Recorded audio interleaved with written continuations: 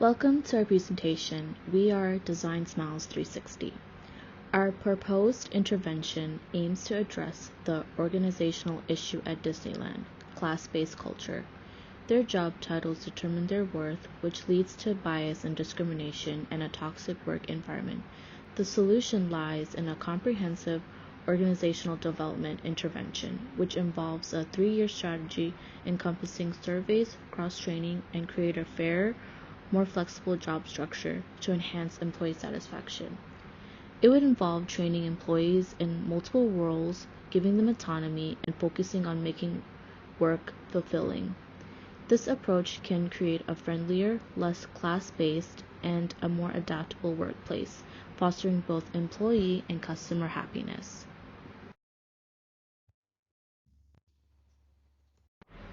Let's meet the team. First off, we have Omeda Kilibru, who has over 20 years of leadership experience, 15 of which were at the executive level. Her extensive career has been primarily within the largest pension system, NYSERS, where she played a pivotal role for 25 years. Her ability to navigate and lead in dynamic environments has played a substantial role in enhancing NYSERS' adaptability and success. Omeda's leadership extends beyond her executive role. She has been a team leader for the diversity, equity, inclusion, and belonging, enterprise risk management, acquisition teams, legacy replacement project selection committee, legal advisement teams, and many more. Omeda holds certifications in predictive index organizational analysis techniques, FEED certification, and fiduciary responsibility training.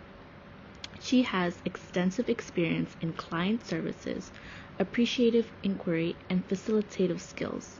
Omeda is currently pursuing a Master's of Arts degree in Industrial Organizational Psychology.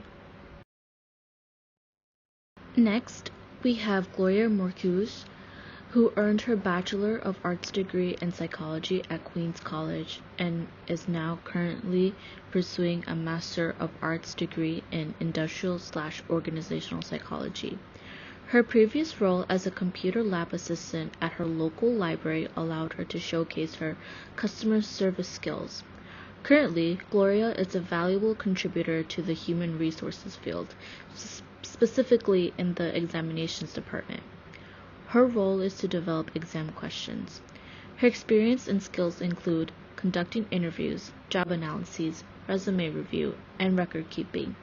Gloria envisions continuing her career in human resources and aims to recruit the right individuals to enhance organizational effectiveness. We also have Matthew Flood, who has over 10 years in the higher education field, where he has extensive employee training experience and workshop facilitation. As a member of the Academic Advisor Training Team, he was responsible for identifying and addressing areas of weaknesses in the onboarding process for new employees. Matthew also took part in administering numerous training sessions to both new and experienced coworkers. In his current role, Matthew is responsible for facilitating multiple workshops per semester, focusing on helping students identify and address both academic and personal concerns. These workshops are meant to improve first and second year students' academic standing and prepare them for future success. Matthew earned a Bachelor of Arts degree in Sociology from the College of St. Rose and is currently pursuing a Master of Arts degree in Industrial/Organizational Psychology.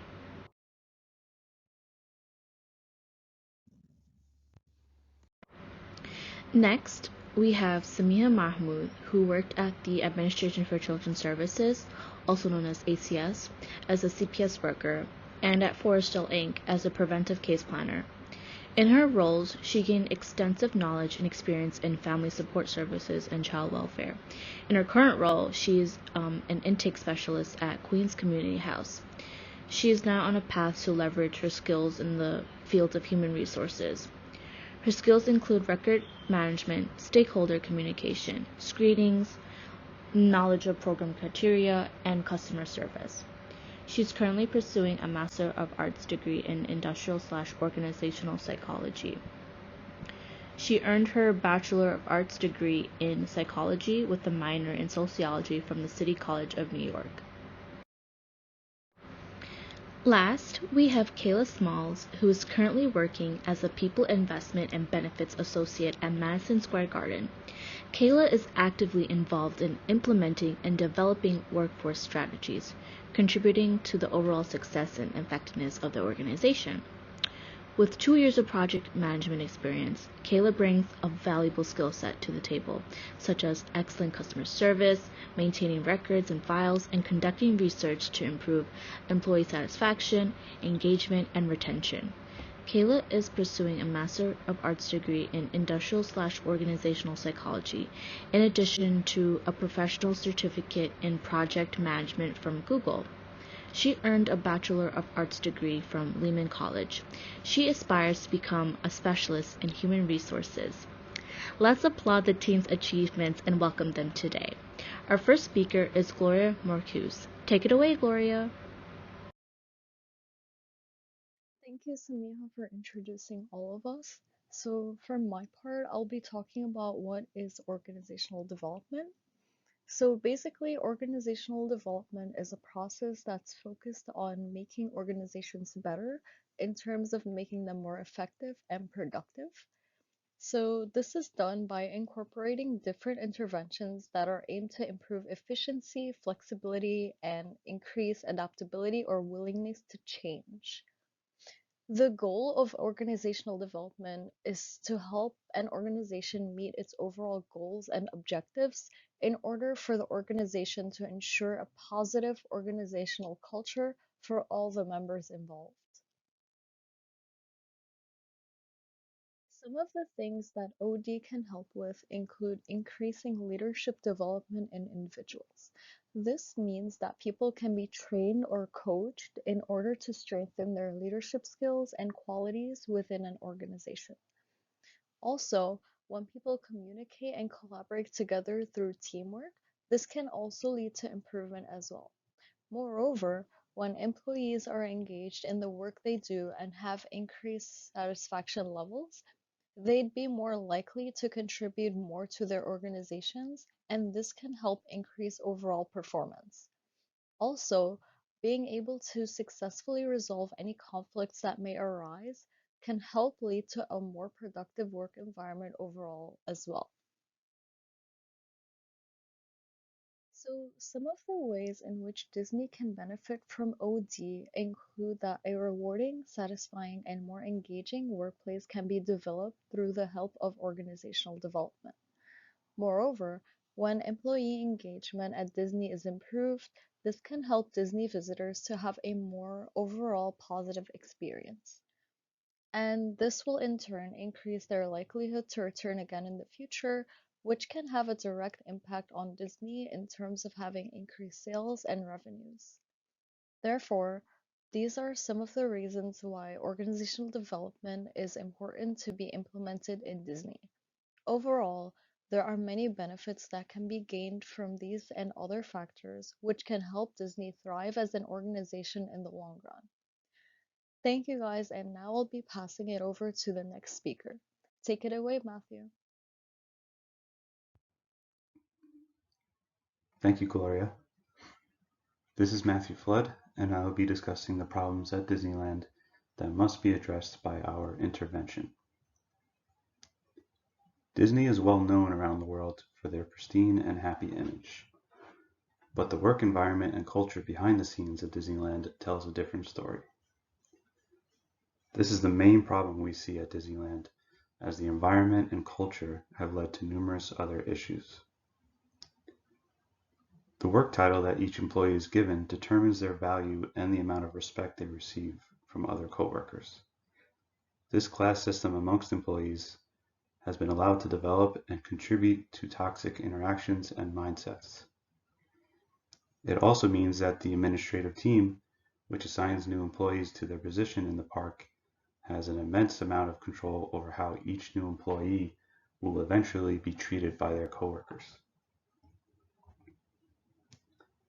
The issue of dehumanization of employees is then made worse because the appearance and behavior of active employees is manufactured in a very detailed way, which leaves no room for any self-expression or individuality.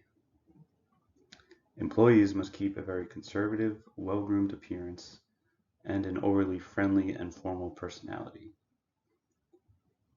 Even the terminology employees use during interactions with others is monitored, as the use of certain words are restricted in favor of more appealing words. Supervisors are always watching and listening to ensure that these strict guidelines are followed, and the employees who do not follow the rules are subject to harsh punishments. Employees who are assigned to the less desirable positions often lack the motivation to perform well, as they know they are seen as part of the lower class in the Disneyland environment. In addition to the negative social ramifications of being placed in these jobs, they are often described as overworked and underpaid. Management has also been known to discourage any thoughts of upward mobility, which diminishes any ideas these employees may have about working their way up to the more prestigious positions in the park. Up next, Omeda will discuss our intervention proposal.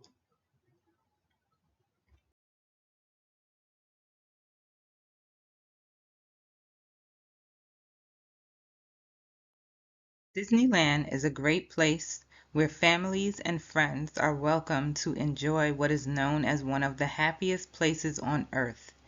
A whole organizational intervention is needed if Disneyland wants to maintain the same happy equilibrium internally with staff that is achieved externally with patrons. This strategic plan will be inclusive to address several issues. We will work towards ensuring inclusion, which means that all employees of all nationalities and cultures will feel welcome at Disneyland, and that it will be an exemplar employer with diversity, equity, and inclusion at its forefront. We know that there is power in numbers. In order for this intervention to be successful, we will need investment and engagement from all team members. Employees will have opportunities for advancement and to showcase their talents. Excitement and positivity will overflow to the patrons. Over a 3-year period, we will conduct data gathering sessions using surveys and interviews of executives, managers, supervisors, and all of the line staff level employees. Resulting data and trends will be shared with the entire organization. Recommendations and suggestions will be implemented on a trial basis, and those that are successes will become pillars of the intervention. Feedback loops will allow for optimal use of the information gathered and use of the strategies that work, yielding constant improvements for employees. Joy via job satisfaction will be tangible and palpable to our patrons, since it will come from the hearts of your employees. I will now turn it over to my colleague Kayla for some information on the logistics of the consulting process.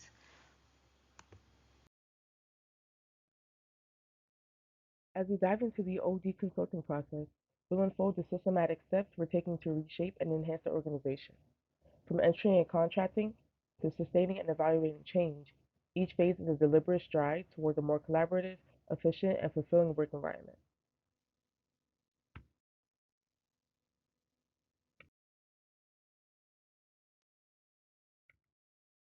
Firstly, we will start off with the entry and contracting phase. This crucial phase lays the foundation for positive change within the organization. In our first week, we'll kick off with an initial meeting aiming to understand your needs and assess how ready we are for transformative change. By the end of weeks 2 to 3, we'll submit a comprehensive proposal outlining the proposed interventions, stages, timelines, and estimated costs, ensuring we align with your expectations. Following that, weeks 4 through 5 will involve contract negotiations. By week 6, we'll be ready for a kickoff meeting, setting the stage for a collaborative journey toward organizational excellence. Then our next crucial phase would be data gathering.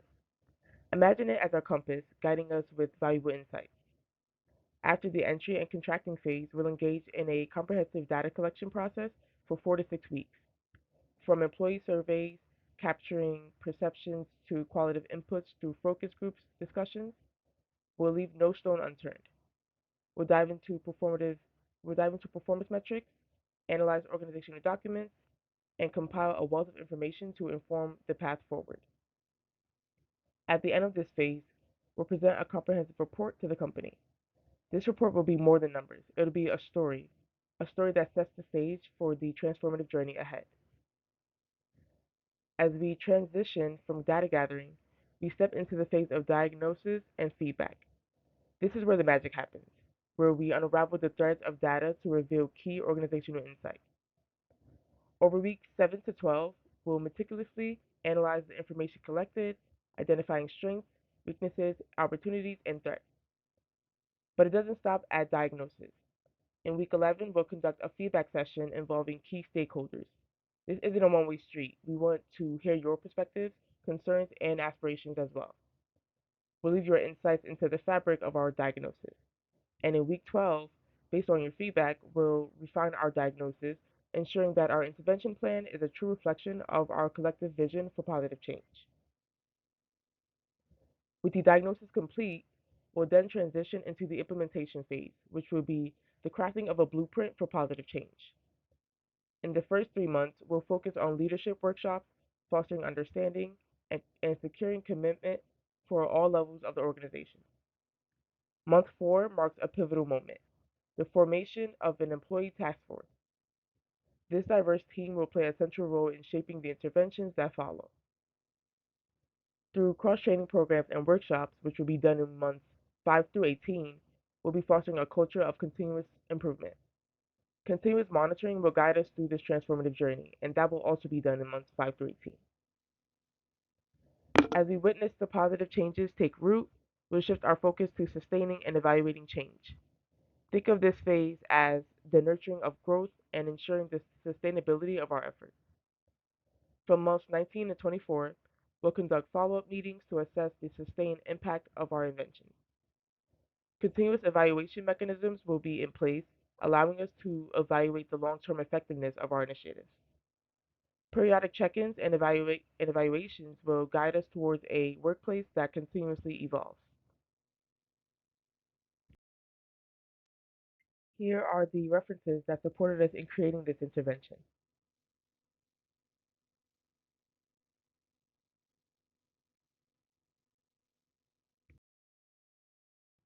And with that, we've reached the end of our discussion. As we conclude our exploration of the Design Smiles intervention, we stand at the threshold of a new era. This journey is not just about change. It's about crafting a future where collaboration, innovation, and employee satisfaction are the pillars of Disney. This journey also isn't a one-time journey. It's an ongoing expedition towards organizational brilliance. As we embrace change, we hope to create a workplace that continuously adapts, evolves, and thrives. Thank you for joining us on this transformative journey. We hope that together we can shape the future of Disney.